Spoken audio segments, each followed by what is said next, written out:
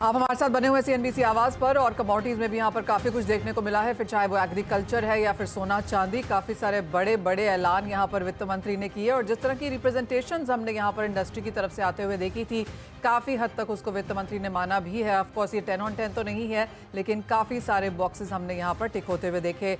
Budget का विश्लेषण करने के लिए हमारे साथ हैं gem and jewellery export promotion council के chairman Vipul Shah, India bullion jewellery association के प्रेसिडेंट पृथ्वीराज कोठारी, हमारे साथ जुड़ेंगे India pulses and grains merchant association के chairman Bimal Kothari and former union agricultural secretary Siraj Hussain. लेकिन सबसे पहले आपको सुनवाते हैं कि आज वित्त मंत्री ने बजट में ज्वेलरी सेक्टर के लिए क्या कहा। To enhance domestic value addition in gold and precious metal jewelry in the country, I propose to reduce customs duties on gold and silver to 6% and that of platinum to 6.4%. जोरदार गिरावट वहां पर देखने को मिली है जहां तक ड्यूटी की बात है, और साथ ही साथ हमने सोने के प्राइसेस में उसका जोरदार रिएक्शन भी आता हुआ देखा है। बजट के बाद सोने और चांदी में करीबन 4,000 रुपए से ज्यादा की गिरावट देखने को मिली है। सरकार ने सोना चांदी प्लैटिनम में यहां पर कस्टम ड्यूटी घटाई है और उसका सीधा इंपैक्ट यहां पर आया है। कोठारी जी, सबसे पहले आपसे जानना चाहेंगे, और क्लियरली पिछले कई बजट्स में ये एक्सपेक्टेशन रही है, इंडस्ट्री की तरफ से रिप्रेजेंटेशन भी रही है कि यहां पर ड्यूटी कट होनी चाहिए। 2, 3, 4, 5% ड्यूटी कट की एक्सपेक्टेशन जरूर थी, लेकिन जो ये 9% की ड्यूटी कट आई है, इसे आप कैसे देखते हैं? देखिए, नो डाउट जो हम लोग होप नहीं था कि हम लोग सिर्फ अभी भी आपने देखा होगा कि बजट में बढ़ता ही है, कभी गिरने का नाम नहीं लेता है। बट इस टाइम सब इंडस्ट्री ने मिलके एक ही प्रपोज किया था कि जो घरेलू उत्पादन है उस पर काफी इफेक्ट आ रहा था। इंटरनेशनल मार्केट और डोमेस्टिक मार्केट में अगर आप प्राइस देखोगे तो 1 किलो के ऊपर 9 लाख रुपए का इफेक्ट आ रहा था।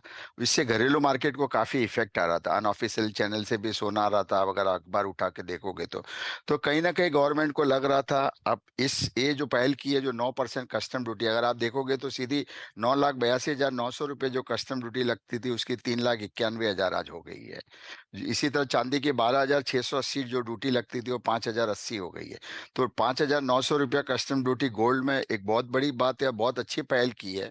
और 7,600 रुपया चांदी में ड्यूटी को आज कम किया है उन्होंने। कोठारी जी, अगर मैंने कल सोना लिया होता तो मैं आज बहुत ही दुखी होती, लेकिन अगर मैं आज लूंगी तो मैं सुखी हूं। आपको लगता है कंज्यूमर्स इन दैट सेंस, जिन्होंने पिछले हफ्ते पिछले महीने सोना लिया है, सडनली उनकी वैल्यूएशन में गिरावट है? देखिए, डिमोनेटाइजेशन टाइम में सोना लोगों ने 37,000 में लिया, 40 लिया, 42 में लिया, उनको भी 73, 74 आ गया। तो गोल्ड प्राइस अगर आप लॉन्ग टर्म देखोगे तो मैं काफी बुलिश हूँ। और रही बात प्राइस की, तो ठीक है, प्राइस जिसके पास इन्वेंट्री है, जैसे हमारे पास सब लोगों के पास इन्वेंट्री काफी रहती है, तो काफी इन्वेंट्री कम, पैसे कम हुए। बट हम लोग वही चाहते हैं कि जो हमारा इन्वेस्टमेंट जो लगता था, आज 10-10 लाख रुपए हम कस्टम ड्यूटी पे पेड करते थे, तो उससे हमको कहीं ना कहीं बहुत ज्यादा सहूलियत हुई है। अब हम लोग अब आप देखोगे तो जो एलडीसी आता था, जो सोना प्लेटिनियम में आता था, वो सब अब बंद हो गया। अब सीधा सिंपल बैंक के थ्रू इंपोर्ट होगा। अब आप देखोगे जैसे कि सिपा सिल्वर हो गए, वो सब अभी आज की डेट में सब बंद हो गए। आज जो भी बेनिफिट जो पॉलिसी का लेते थे, आज की डेट में सब जीरो हो गई है, इंक्लूडिंग ऑफशोर और इनशोर दोनों मार्केट में। कोठारी जी, एक और चीज़ यहाँ पर, ऑफ कोर्स एक प्राइस गिरावट तो हमने यहाँ पर बाजार में बनते हुए देखी ही है, लेकिन आगे जाकर यहाँ पर अब बाजार को लगता है कि अगर सरकार ने ड्यूटी कम करी है तो शायद जीएसटी में यहाँ पर उसमें बढ़त ना आते हुए नजर आए। एज ऑफ नाउ इंडस्ट्री उसे कैसे देख रही है? देखिए, अगर जीएसटी फिर बढ़ाती है तो फिर वहीं के वहीं हम आके खड़े रह जाएंगे। तो मुझे लगता है कि गवर्नमेंट को अगर जीएसटी बढ़ा देती है तो फिर इंपोर्ट कॉस्ट महंगी हो जाएगी, तो फिर वही डिफरेंस इंटरनेशनल मार्केट और डोमेस्टिक मार्केट में हो जाएगा। अब गवर्नमेंट को देखनी चाहिए। अगर आप देखोगे तो लास्ट 2-3 साल से आप देख रहे हैं कि 15% ड्यूटी के अंदर जो बैंक रेट और अनऑफिशियली रेट का जो इतना बड़ा गैप था, जो हमने कभी लाइफ के अंदर किसी ने भी नहीं देखा होगा, शायद विपुल भाई ने भी नहीं देखा, अब घट के वो एकदम कम हो जाएगा। तो उससे बेनिफिट क्या होगा कि जो हमारा जो फ्लो है, एनआरएस फ्लो या ऑफशोर फ्लो है, वो अब आरबीआई में काफी आना ज्यादा भारी मात्रा में चालू हो जाएगा।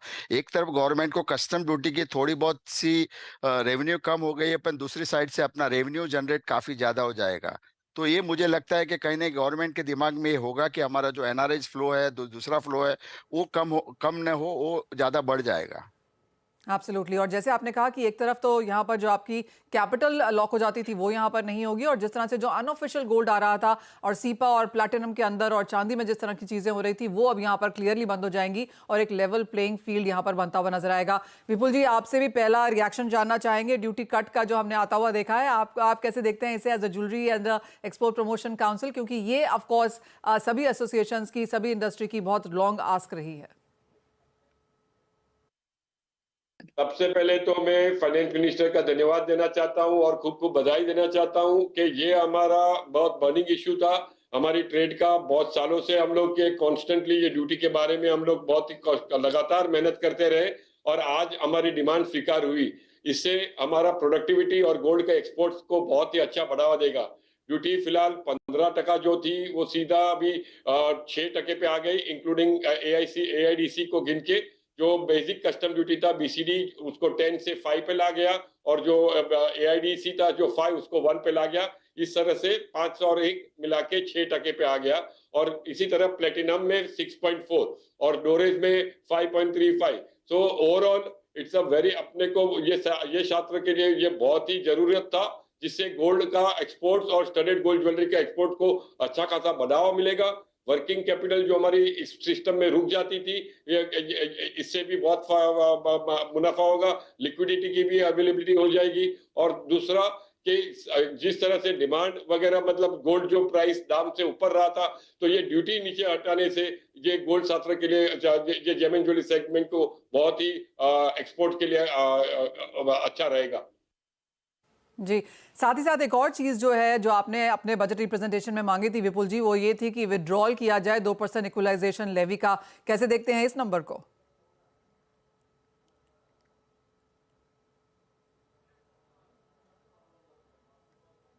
जैसे आप जानते हो कि स्पेशल नोटिफाइड जोन हमारे कहने पे ये यहाँ पे हम लोग ने मिनिस्ट्री से रिक्वेस्ट करके स्पेशल नोटिफाइड जोन का खड़ा किया था, लेकिन उनके अंदर माल इधर आता था व्यूइंग के लिए और माल ये लोग फॉरेन माइनिंग कंपनीज बेच नहीं सकते थे बिकॉज कॉम्प्लेक्स टैक्स सिस्टम की वजह से।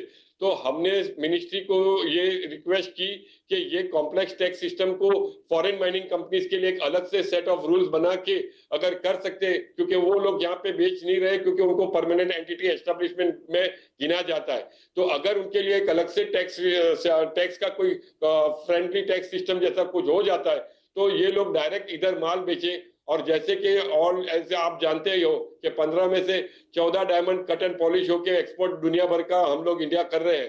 तो आज raw material rough diamond direct अगर स्पेशल नोटिफाइड जोन में सारे माइनिंग कंपनीज अगर लाते हैं और यहाँ पे बेचते हैं तो इससे हमारा कॉस्ट भी बहुत बच सकता है, लॉजिस्टिक का खर्चा बच सकता है और ये बहुत ही वेलकम स्टेप है। तो मैं उम्मीद रखता हूं कि सारे फॉरेन माइनिंग कंपनीज इसका बड़ा ये कदम जो फाइनेंस मिनिस्टर ने उठाया है उसका पूरा बेनिफिट लेंगे और इससे हमारे इंडियन इंडस्ट्री को भी खूब लाभ मिलेगा। वेल एब्सोल्युटली, चाहे वो इंपोर्ट ड्यूटी कट है, विड्रॉल है 2% इक्वलाइजेशन लेवी का, या फिर जैसे आपने कहा कि safe harbour rule, rough diamond sale पर स्पेशल नोटिफाइड जोन में, वो एक तीसरी चीज़ है जो यहाँ पर सरकार ने क्लियर करी है। तो तीनों चीज़ें, इंपॉर्टेंट चीज़ें यहाँ पर ज्वेलरी सेक्टर के लिए यहाँ पर आती हुई। एक फाइनल सवाल विपुल जी, और ये ज्वेलरी एक्सपोर्ट्स को लेकर है। हमने देखा है पिछले साल वो नंबर्स बहुत बेहतरीन नहीं थे, लेकिन अब जो मांगा गया था वो मिला है। तो आप कहेंगे, क्योंकि आगे जाकर ऑफ कोर्स अब फेस्टिवल सीजन है, शादियों का सीजन है, एक्सपोर्ट्स भी अच्छे निकल के आएंगे, तो आपको लगता है अब इंडस्ट्री सेकेंड हाफ और जो बाकी का ये फाइनेंशियल ईयर है बेहतर परफॉर्म करती हुई दिखेगी?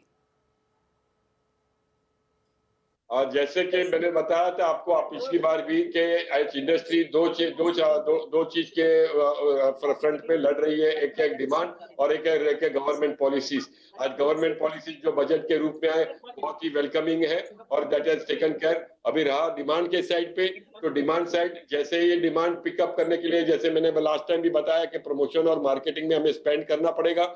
मार्केट जैसे चीन वगैरह जो पोस्ट पेंडेमिक के बाद बहुत ही स्लो रहा हुआ है, तो वहां पे भी अच्छा खासा कैंपेन प्रोग्राम रन करना पड़ेगा। कंज्यूमर कॉन्फिडेंस को ब्रिंग अप वापस उस पर कंज्यूमर कॉन्फिडेंस को वापस लाना पड़ेगा। तो ये सब मेहनत साथ प्रयत्न तो हमारे काउंसिल की तरफ से रहेगी और उम्मीद है कि जैसे जैसे डिमांड बढ़ेगी हमारा छात्र के लिए गवर्नमेंट पॉलिसी के साथ हमको भी एक्सपोर्ट्स का बढ़ावा अच्छा मिलेगा। ऑल राइट, तो एक काफ़ी पॉजिटिव स्टेप यहाँ पर आता हुआ, और जैसे कोठारी जी और विपुल जी ने हमें समझाया है कि इस इंडस्ट्री के लिए ये काफ़ी पॉजिटिव है, और जितना मांगा गया था क्लियरली उससे ज़्यादा ही यहाँ पर मिलता हुआ नजर आया भी है, और काफ़ी सारे जो यहाँ पर लूप होल्स थे क्लोज होते हुए नजर आए हैं। वेल, ये तो बात हुई